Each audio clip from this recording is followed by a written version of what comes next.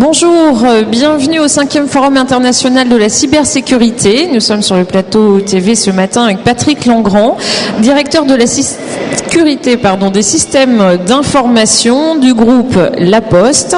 Et bonjour. Et nous allons pouvoir parler de la stratégie de La Poste, qui a bien des choses à dire dans le domaine de la cybersécurité. Alors, Monsieur Langrand, quelle est la politique de La Poste dans le domaine de la cybersécurité ? Bonjour, alors tout d'abord, je voudrais peut-être rappeler un petit peu ce qu'est le groupe La Poste. Avec grand plaisir. Parce que ça permet de parler de choses très Oui, c'est un peu complexe. Donc le groupe La Poste, c'est 4 activités principales, le courrier, le colis, qui sont des activités industrielles. Nous avons également les activités financières avec la banque postale, et puis une présence territoriale très très forte au travers de notre réseau enseigne, avec 17 000 points de présence en France. 17 000 points de présence en France. C'est un point très important, puisque nous sommes très très présents sur le territoire. Notre activité principale, aujourd'hui étant liée à l'acheminement, à la distribution, nous sommes bien loin de la simple relation du bureau de poste au quotidien, puisque nous avons également 157 implantations internationales sur 40 territoires différents. Et donc notre organisation s'appuie sur tout ce réseau, et toute notre logistique et toute notre sécurité doit prendre en compte ce concept-là. Quelques chiffres, 21 milliards d'euros de chiffre d'affaires, c'est comme pour l'année 2012. Et puis en termes de points de distribution, je l'ai évoqué, 17 000 points. Nous sommes deuxième opérateur européen en matière de services numériques aujourd'hui. Donc c'est un peu une présence très très forte dans ce domaine-là. Ce qui va me permettre de développer la partie politique. Alors nous avons une autre particularité au sein du groupe La Poste, c'est que nous sommes dotés de la qualité d'opérateur d'importance vitale en France, ce qui nous conduit à respecter un certain nombre de règles de sécurité et surtout d'assurer une continuité de nos services pour nos concitoyens. Ça, c'est le premier élément. Le deuxième élément, c'est la confiance que nous accordent tous les Français dans nos services depuis des siècles maintenant. Oui, faut le dire. Nous existons depuis des siècles et nous garantissons cette confiance au travers des flux physiques, mais également des flux électroniques aujourd'hui. Aujourd'hui, voilà oui, on fait électronique. Le dimensionnement. Alors, si je peux donner quelques chiffres également de ce que ça représente comme enjeu, c'est plus de 135 000 postes de travail, 22 000 serveurs, une puissance informatique. 22 000 serveurs. Voilà, c'est une puissance informatique assez conséquente dans la. Et ils sont propres ou comment ça se passe, la gestion serveur ? C'est des moyens propres, n'est-ce pas ? Donc nous devons gérer toute cette puissance dans de bonnes conditions. Avec un principe très très important, c'est de respecter la subsidiarité des métiers. Parce que nous avons une particularité, c'est que nous ne pouvons pas aligner la sécurité de la banque postale, par exemple, sur des activités industrielles. Ça n'a pas de sens. Et donc notre organisation s'appuie sur un principe de subsidiarité fort et de sécurité opérationnelle au sein de tous nos métiers. Voilà un petit peu pour dresser le décor, si je peux me permettre. Maintenant, en termes de politique, ce qui est très important, c'est que nous avons pour objectif de transformer une approche qui était née depuis un certain nombre d'années entre sûreté-sécurité vers une logique de sécurité globale qui se veut pluridisciplinaire, qui se veut être en mesure de coordonner l'ensemble des corps de métier qui agissent pour la sécurité des systèmes d'information. Je veux citer par exemple le correspondant informatique et liberté, qui est une fonction qui monte dans les entreprises aujourd'hui, mais les risques managers, les ressources humaines et autres qualités et compétences nécessaires à établir un bon programme de sécurité au sein de l'entreprise. Voilà un petit peu pour dresser les éléments. Alors nous avons préparé un schéma directeur il y a 2 ans qui nous a conduit à décrire un programme de cybersécurité qui nous amène à l'actualité du FIC 2013 avec une approche que l'on veut systémique sur tout ce que l'on traite, parce que la question phare que l'on pose tous les jours, c'est de quoi parlons-nous ? Il y a beaucoup d'effets de mode dans la sécurité et donc il nous faut absolument bien définir de quoi nous parlons en interne en matière de cybersécurité et quelles sont les actions que nous allons mener au quotidien dans ce cadre-là. Alors, ce que l'on a mis en place en 2012. C'est un programme de lutte contre la fraude et la malveillance. Nous avons déjà attaqué la cybercriminalité dans ce sens-là, avec en particulier des programmes de lutte contre l'usurpation d'identité. Oui. Vous savez que sur les activités bancaires, c'est quand même quelque chose qui est très récurrent. Et donc nous avons fait un premier focus sur l'usurpation d'identité. Mais aussi sur le courrier, sur simplement les courriers recommandés. Voilà. Sachant que le secteur bancaire est quand même beaucoup plus exposé que les activités de colis en termes de e-commerce ou des choses comme ça. Mais c'est un phénomène qui tend à croître malheureusement. Le deuxième élément sur lequel nous avons mis en place une politique de cybersécurité, cela concerne les prestataires informatiques.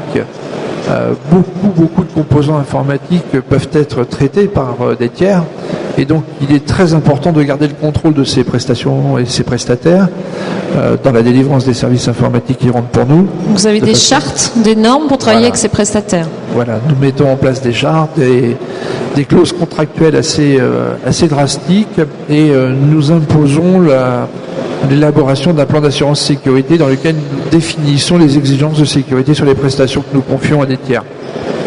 Voilà un petit peu pour résumer en matière de politique ce que l'on fait, et tout ça est coordonné par la direction de la sécurité globale du groupe. D'accord. Donc, que propose la Poste concrètement pour que ses clients puissent protéger leur patrimoine informationnel contre les attaques, bien sûr, cybercriminelles?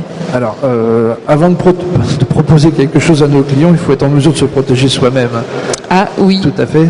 Ça peut être bien. Il est très important de bien protéger notre présence de la Poste sur Internet, puisque c'est un devenir dans le service numérique. Et donc nous avons mis en œuvre dès 2007 toute une organisation que nous enrichissons au fur et à mesure. La première, c'est la création d'un observatoire de la sécurité des systèmes d'information qui a pour objectif de protéger notre patrimoine informationnel. Et dans la mission de protection du patrimoine informationnel et de cette présence sur la Poste sur Internet, nous menons des missions de surveillance et d'anticipation pour tous les services que nous proposons à nos clients, qu'ils soient entreprises ou particuliers.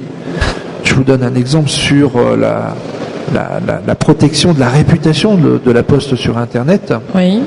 Où nous surveillons énormément d'objets au quotidien sur les dénominations sociales, les produits, les services, les marques, qui sont souvent l'objet d'atteinte et qui, pour nous, sont assez fondamentales, parce que si nos clients n'ont plus confiance en nos services, c'est quand même l'élément le plus déterminant de la relation que nous avons avec nos clients aujourd'hui, la confiance. Donc il nous faut absolument la préserver dans tous les services.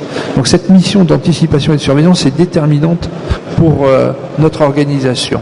À tel point qu'en 2009, la Direction Générale a invité et a développé l'OPSI sur une activité de CERT, et nous sommes maintenant dans le club très privilégié des CERT, qui nous met en relation avec un certain nombre de professionnels pour pouvoir anticiper les menaces ou les vulnérabilités associées à nos services sur Internet.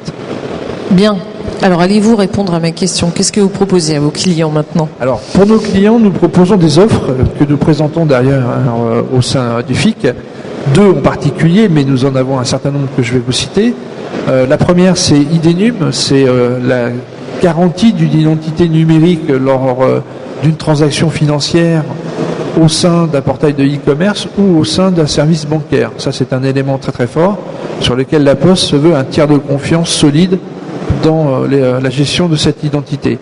Nous avons également sur le stand du groupe La Poste une présentation autour des certificats et de la signature électronique éprouvée qui garantit l'acte de confiance que nous signons au travers de ce dispositif. Donc deux offres au niveau de nos clients.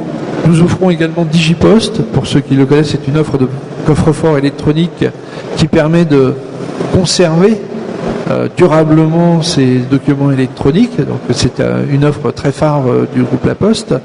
Et là, nous rentrons en 2013 dans un autre cycle de développement de services, puisque notre président Jean-Paul Bailly a créé une direction de l'offre numérique pour transposer pratiquement tout ce que l'on faisait dans le monde physique dans le monde numérique. Donc ça va sur la capacité à offrir par exemple à des TPE des dispositifs qui leur permettent de faire du site e-marchand, en toute sécurité, où nous traitons tous les éléments. C'est la garantie de conserver des données pendant une durée déterminée, avec la garantie de pouvoir les réexploiter dans le temps. Donc voilà, c'est toute une gamme de services qui se développe vis-à-vis de quand la Poste en fait propose aux futurs e-marchands en fait de créer leur site e-commerce avec un service de la Poste, quelle est la légitimité de la Poste en fait sur le métier de l'e-commerce? Alors là, c'est notre fer de lance, le e-commerce. Nous avons quitté le monde depuis très longtemps sur nos métiers classiques et nous développons de plus en plus. Nous sommes sûrement le premier ou le deuxième opérateur auquel les entreprises font appel pour le développement de ce type de prestations. Nous apportons toute la logistique, toute l'usine numérique quelque part sur la création. Et vous avez depuis peu la banque postale pour la brique de paiement. Tout à fait. D'accord. Voilà. Donc on a toute la chaîne, effectivement, à la fois sur la finance, la logistique, pour tous ces services, y compris l'usine numérique. Et sur l'offre, en fait, on parlait des serveurs tout à l'heure. Bon, c'est quelque chose en fait dont on a peu parlé, mais en même temps dont on parle de façon sous-jacente quand on parle de cybersécurité aujourd'hui. Dans les coffres-forts un peu de données, les serveurs en font largement partie. Donc vous avez 22 000 serveurs aujourd'hui, ce qui est assez impressionnant. Comment vous faites aujourd'hui pour les protéger? Une direction comme ça de la sécurité des systèmes d'information existe depuis quand à la Poste? Moi je suis arrivé le 2 janvier, ça existe 2007, donc il y a 6 ans et ça existait déjà depuis très longtemps. Je crois que l'informatique au sein du groupe La Poste a toujours été au cœur du développement de ces activités, de ces métiers, que ce soit du niveau industriel ou de gestion. Nous sommes en partie avant tout un industriel et donc dès le départ le système d'information a été embarqué dans toutes les chaînes industrielles. Il suffit d'aller visiter une plateforme de tri aujourd'hui du courrier ou du colis et on se rend compte à quel point l'automatisation et le système d'information est présent dans les processus industriels. Ça c'est très très très important pour nous. Donc la volonté, enfin notre action au quotidien, c'est de garantir que nos systèmes sont intègres et ne font pas l'objet de menaces avérées au sein de l'entreprise. Et donc c'est pour ça que l'Observatoire a un rôle fondamental dans notre dispositif, puisqu'il est là pour anticiper et prévoir pour risquer moins. C'est la devise que nous avons en interne. Oui, je comprends. Prévoir pour risquer moins, c'est surtout ça qui est important. Ça c'est le premier élément. Mais vous savez, en sécurité, il faut être très humble. Au quotidien, on le voit bien, et c'est l'actualité du forum, il y a beaucoup d'événements qui s'avèrent dans les entreprises, et il faut savoir aussi réagir. Donc à la fois il faut anticiper, surveiller, mais il faut savoir aussi réagir en cas de menaces avérées. C'est très important. Et ça, beaucoup l'expérience peut nous aider en fait à savoir réagir. Bien sûr. Ce que possède la Poste. Voilà. Et la continuité de service est un vrai enjeu pour nous. Oui, je suis bien d'accord avec vous. Merci beaucoup Patrick Langrand pour cette interview. On pourra retrouver cette interview dès demain en fait sur le site du FIC, et je propose à tout à chacun ici présent de nous rejoindre sur le plateau pour la conférence suivante. Merci. Merci beaucoup.